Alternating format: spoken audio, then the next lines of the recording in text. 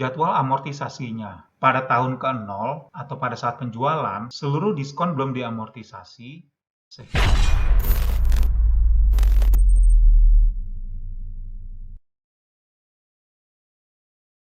Ketika perusahaan membutuhkan dana untuk membiayai investasinya, maka ada beberapa alternatif yang dapat dipilih. Apakah dengan meningkatkan kewajiban jangka panjangnya atau meningkatkan pendanaan yang berasal dari ekuitas. Salah satu instrumen untuk mendapatkan pendanaan jangka panjang dari utang adalah obligasi. Bila perusahaan menerbitkan obligasi, maka perusahaan memiliki kewajiban untuk membayar bunga atau kupon dan juga tentu saja pembayaran kembali pokok pinjamannya. Periode pembayaran bunga atau kupon bergantung pada yang telah dituangkan di kontrak atau bond indenture. Ini adalah tipikal pembayaran pada obligasi. Di tiap periodenya hanya kupon yang dibayarkan. Kemudian, pada akhir periode obligasi, perusahaan membayar kupon beserta pokok pinjaman dari obligasi tersebut. Misalnya, pembayaran kupon adalah semi-annually atau setahun 2 kali dan jangka waktu obligasi adalah 3 tahun. Maka, gambarannya adalah di tahun ke-1, perusahaan membayar kupon 2 kali, tahun kedua membayar kupon 2 kali, dan di akhir periode obligasi juga membayar kupon 2 kali, namun beserta pengembalian pokok pinjamannya, baik tingkat suku bunga atau kupon rate, jangka waktu obligasi, periode pembayaran kupon, hingga face value, semuanya dituangkan di bond indenture. Terkait kupon rate, kamu perlu membedakannya dengan market interest rate. Kupon rate merupakan tingkat bunga dari obligasi yang diterbitkan, yang jumlahnya hingga jatuh tempo adalah tetap, sedangkan market rate adalah tingkat suku bunga pasar yang berlaku saat ini dan jumlahnya fluktuatif.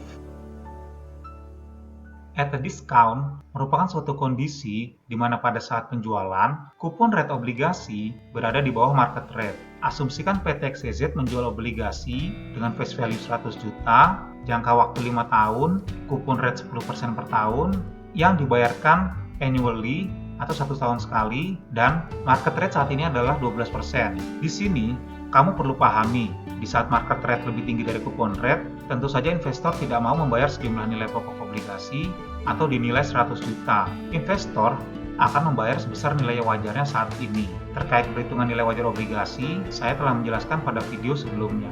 Untuk menghitung nilai wajar obligasi PT XYZ tersebut, maka pertama-tama kamu perlu menghitung present value dari seluruh pembayaran kupon, yaitu faktor diskon yang didapat dengan 1 dikurang 1 per market rate 12% pangkat 5 dibagi market rate 12%, kemudian hasilnya dikali dengan nilai kupon tahunan yang sebesar 10% kali 100 juta atau 10 juta, maka didapatlah present value dari kupon tersebut sebesar 36,047 juta. Setelah present value kupon didapat, selanjutnya adalah menghitung present value dari face value obligasi tersebut, yaitu nilai pokok 100 juta dibagi 1 plus market rate 12% pangkat jangka waktu obligasi yaitu 5 tahun, didapatlah present value dari face value obligasi PT XYZ sebesar 56,742 juta.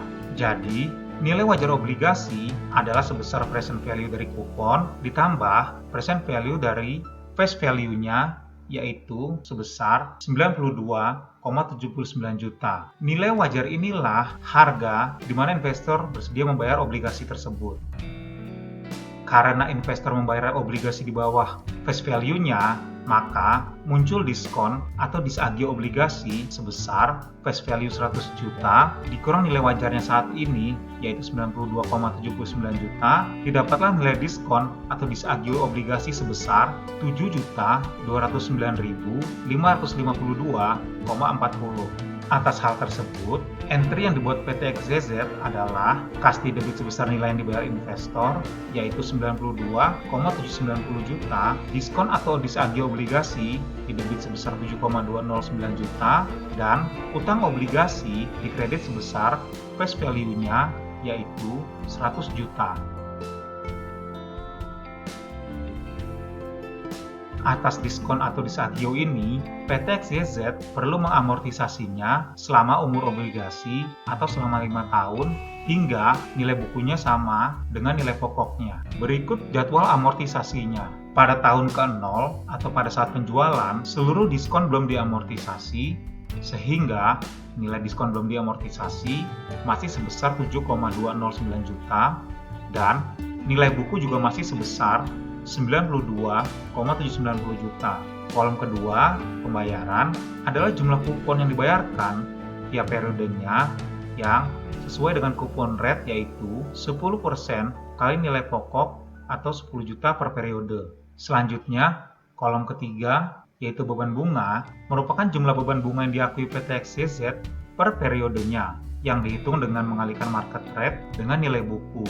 Kolom keempat, amortisasi diskon, merupakan selisih dari beban bunga dan pembayaran. Selanjutnya, kolom kelima, diskon yang belum diamortisasi, merupakan sisa diskon atau disagio obligasi yang belum diamortisasi atau baru akan diamortisasi di periode berikutnya. Terakhir, kolom keenam, yaitu nilai buku, adalah merupakan jumlah nilai buku dari periode sebelumnya dengan nilai amortisasi diskon pada periode ini. Perhatikan, pada akhir periode amortisasi, nilai bukunya mencapai nilai face value dari obligasi PT XYZ tersebut, yaitu 100 juta. Dari jadwal amortisasi tersebut, barulah kita bisa membuat entry jurnal untuk mengakui beban bunga, utang bunga, serta amortisasi dari diskon atau disagio obligasi PT XYZ tersebut. Misalnya, pada tahun pertama, berdasarkan prinsip akrual, beban bunga sudah harus diakui walaupun beban bunga tersebut belum dibayarkan. Entry-nya adalah beban bunga didebit sebesar 11,134 juta, disagio obligasi dikredit sebesar 1,134 juta, dan utang bunga dikredit sebesar 10 juta. Seluruh angka tersebut diambil dari tabel jadwal amortisasi pada periode ke-1.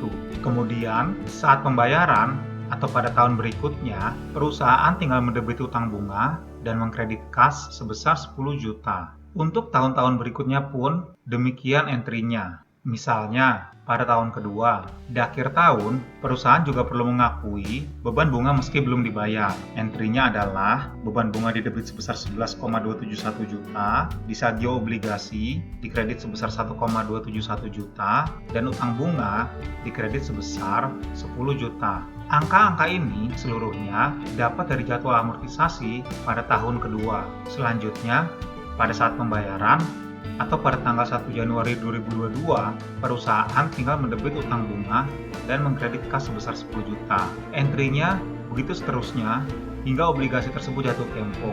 Untuk akuntansi atas obligasi yang diterbitkan di atas face value atau at a premium dan juga obligasi yang tidak diterbitkan di awal tahun, saya akan membahasnya pada video-video selanjutnya. Sekian video dari Financial Post mengenai akuntansi atas obligasi yang diterbitkan di awal tahun dengan harga di bawah nilai pokoknya atau at a discount. Jika dirasa bermanfaat, please like, subscribe, and share this video. Sampai jumpa di video lainnya.